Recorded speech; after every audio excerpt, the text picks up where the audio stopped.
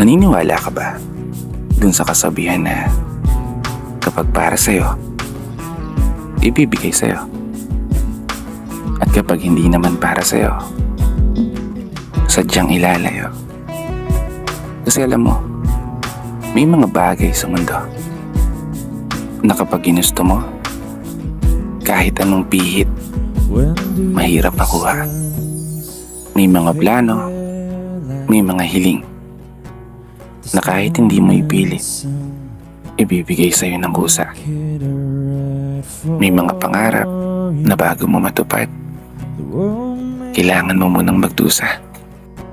Kailangan mo munang masaktan at paulit-ulit na makaramdam ng pagkatalo.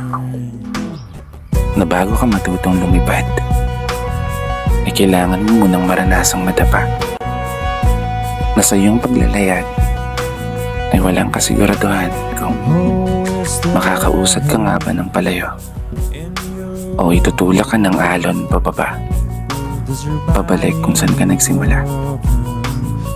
Kasi alam mo, kahit ipilit mo ang gusto, kung sadyang hindi para sa'yo, kahit ano pang gawin mo, malabong magkatotoo. Kaya huwag kang matatakot na matalo. Dahil sa oras na hindi umayon ang una mong mga plano, gumawa ka muli ng panibago.